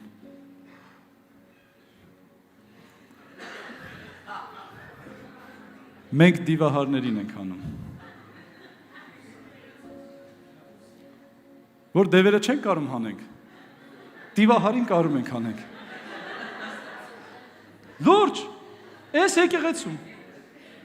Մի օր գորգորացի, դևը չելավ, ասի Հակոբ, տար։ Չկարողացա, տար։ Դա ավելի հեշտ էր։ Բայց առաջի դարի եկեղեցին դևերն էր հանում։ Ես էլ դիվահարներին եմ հանում։ Երկուսն էլ հանել է։ Ատենց չի։ Ու մենք էլ նեղվում ենք, այս կարկան ծառայությունը չի լավ չի աշխատում։ Խի չի նկատում, որ չթողի դրանց։ Բայց չէ որ Հիսուսի շուրջ բոլորը, Հիսուսի եկեղեցում միշտ դիվահարները կային։ Ու բոլորի դևերը հանում էր Հիսուսը։ Այսօր դա պիտի անի եկեղեցին։ Երբեմն մենք հասնում ենք այն աստիճան, որ հիվանդներին բուժման ռեցեպտ ենք ասում։ Ու դա անում ենք հովվական մակարդակով։ Չեմ պատկերացնում։ Պողոսի դեպքում այո, ինչ որ ռեցեպտ տվեց Տիմոթեոսին, բայց դա գրված է մեր մխիթարության համար, որ չտանջվենք, կրոնական զենքեր չընդունենք, բայց Աստծո զորությունը կար սիրելիներ եկեղեցում։ Աստծո զորությունը գործում էր։ Եկեք լեցվենք զորությունով։ Եկեք լեցվենք զորությունով։ Վերջինը։ Այո, հաստատ վերջինը։ Առաջի դարի եկեղեցում սիրով էին բերում զոհաբերությունը Տիրոջ տան համար, աղքատների համար 21-րդ դարում, եկեք մի փոքր խնդրում եմ լսեք, կերպերը փոխվեցին, 21-րդ դարում եկավ դրամահավաքությունը, սպառնալիքները, մանիպուլյացիաները և անեծքի սպառնալիքները, եթե չտաս, սենց կլնի քեզ, եթե չտաս, եթե չմասնակցես, չես օրհնվի, ինչ ասես, ասեցինք։ Խնդրում եմ գործ կարակելոցում ցույց տվեք նման բան։ Մարդիկ սիրուց էին բերում տները վաճառելով, դնելով աշակերտների ոտքերի տակ։ Սուրբ Հոգին պիտի գործի։ Երբ որ Աստված խորապես կպավ ինձ, ես լացում էի։ Հովտաշենից պիտի տեղափոխ, սա պատմություն է, ինչու համար չեմ դրա մասին ասելու, ես ասել եմ Եվրոպայում, ես ասել եմ եկեղեցիներում, ու ես ասել եմ բացարձակ երբեք անգամ իմ անկողնու մեջ սենյակում երբեք չեմ համարել, որ հանգանակություն սխալ ծառայություն, ես իմ հորը համոզում եմ, ասում եմ, պապ, այդ ծառայությունը տուր ինձ, դա ինձ մեջ բացված է ու ես կանեմ, եղբայրները, հովիվները գիտեն, Վենատանը ես եմ դա արել։ Ու այսօր էլ պատրաստ եմ դանելու, խնդիրը դրա մեջ չէ, բայց եկավ մի ժամանակ, որ այնքան ծավալվեցի այդ հանգանակության վրա ու Տերը ինձ ազատագրեց։ Ու Աստված ասեց. «Այս եկեղեցում մի արա, ես կտամ, ես կորտնեմ, թող ես գործեմ»։ Սա իմ անձնական վկայությունն է, թող մեկն ասի, ես հորինում եմ, ես էլ քեզ կասեմ գործը։ Մենք մեծ պարտքի մեջ գալիս ենք Հովտաշենից ստեղ ու ես ստեղ հայտարարում եմ, չի լինելու հանգանակություն։ Ինչ, պարտքերը այստեղ չի լինելու, Տերն ասե, ինձ ասե, իմ համար ասե։ Ես դրա հետ կապվածություն ունեմ, խնդիր ունեմ, մտածում եմ տեղից է գալու օրհնությունը, բայց Տերն ասում է ինձանից է գալու, անկախ ամեն ինչից։ Դու դիր արկղը ու գնա իմ կողմ, ես կվերահսկեմ։ Այստեղ պետք է բացարձակ իրեն վստահել, բացարձակ, անմնացորդ։ Եվ մեկ օր քայլում եմ այստեղ $160,000 պարտքը պարանոցից ու այդ պահին Սուրբ Հոգին իջավ ինձ վրա։ Իջե որ այնտեղ ասեմ, ինչ ասեց Սուրբ Հոգին, բեմում քարոզում եմ նոյեմբեր ամիսն է։ Սուրբ Հոգին ասեց, կարող ես հայտարարել, որ մինչև տարվա վերջ պարտքը կփակես։ Լուրջ է։ Այդ դրա համար, որ շատ անգամ աղոթում եմ, շատ անպտուղների ասում եմ մինչև տարվա վերջ։ Որտեվ տենց եմ լսել Տիրոջից, ես բռնել եմ այդ խոսքը։ Կարեն ջան, հալելույա։ Ասի Տեր, մինչև տարվա վերջ ամիս ու կես ամնացել, $160,000։ Ու ես այդտեղ բառերը ջարդելով իբր Սուրբ Հոգով եմ աղոթում, ասի Ռաշաբալա, մինչև տարվա վերջ պարտքը փակելու ենք, հալելույա, Ռամաշի գորոլոգորեդաբասի։ Ես լուրջ եմ ասում, կարող եք վիդեոն գտնել ու դնել նայել։ Ես թաքնվեցի, վերջում Ղուկաս աղբերը մոտեցավ, թե ինչ գործ ունի աղոթքի հետ։ Ասա դու քո աղոթքն արա աղբերս։ Եկավ ասես Կարեն աղբեր, մի բան կա, դու ասում ինչ։ Ասում ասիր մինչև տարվա վերջ, ասում շատ բան ասի։ Բան էլ ասի։ Ասում չէ, Սուրբ Հոգին ասեց, ես ասի Ղուկաս աղբեր։ Քիշես Ղուկաս աղբեր։ Всё, թեման փակեցինք։ Ու ես մի օր քայլում եմ այստեղ շոշում ես մեր ու խոսում եմ ու միտք ա գալի, ասում եմ, ինչ լավ կլներ մեկը բերեր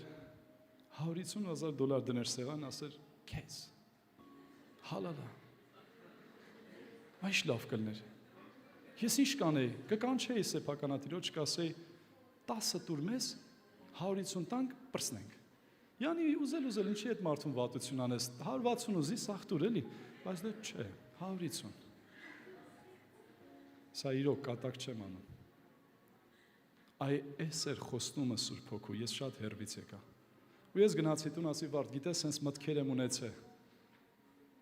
Մեկը բերեր սենց տարտայինք, ինչ լավ կլներ, սենց ես ուրախ պատմեմ Վարդին։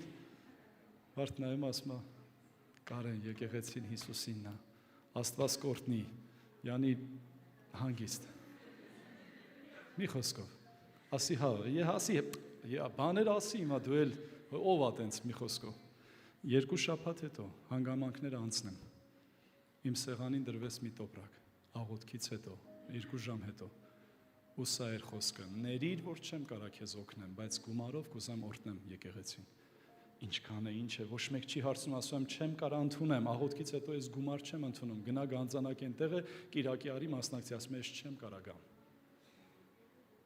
Ես հիմա եմ եկել, դու պիտի ընդունես, ես չեմ ընդունելու։ Իմ վկան Վարդն է, Վարդը դա տեսել է իմ վիճաբանությունը, անձի կամ անձանց հետ, չեմ ընդունում, վերցրու գնա, ոչ չեմ գնա։ Գիշերը ժամը գիշերվա 1-ին ես նայում եմ տոպրակի մեջ գումարը, դնում եմ ու գիշերվա 1-ին իմ ծառայությունից հետո նոր հաշվում եմ, այդքան ժամ ինձ զսպել եմ։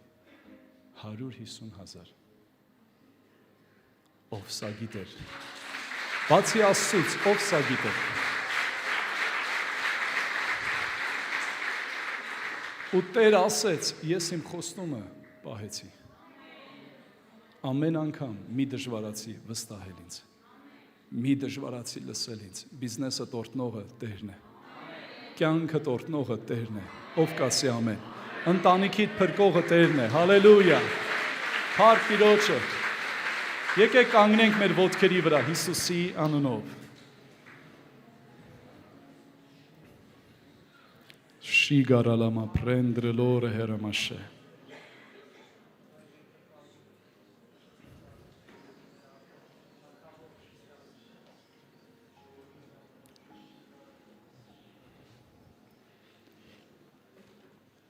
Միջև որ մենք կաղոթենք։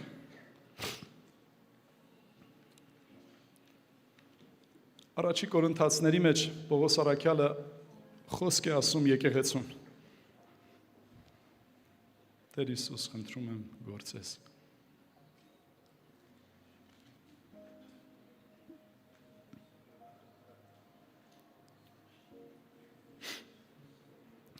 Երկուսի մեկից 5-ը։ Ես էլ եղբայր ձեզ մոտ եկա ոչ թե խոսքի կամ իմաստության գերազանցությունով, այլ Աստծո վկայությունը ձեզ պատմելու։ Որովհետև միտքս չէի դրել մի ուրիշ բան գիտենալ ձեր մեջ, բայց միայն Հիսուս Քրիստոսին, այն էլ խաչը ելած։ Ես տկարությունով եւ շատ վախով, դողով եղա ձեզ մոտ։ Պողոսին դժվար է այս ֆորմատի մեջ պատկերացնել, բայց սա ճշմարտություն է։